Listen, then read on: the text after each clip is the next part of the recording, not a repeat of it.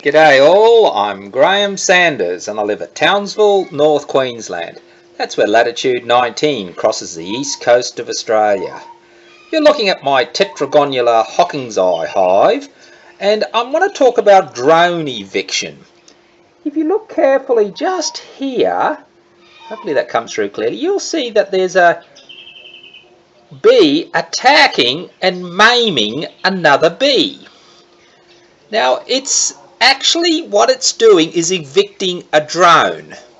But for Hocking's eyes, what they actually do is to ensure the drone doesn't come back, it rips and tears and maims the drone so that the drone is unable to fly.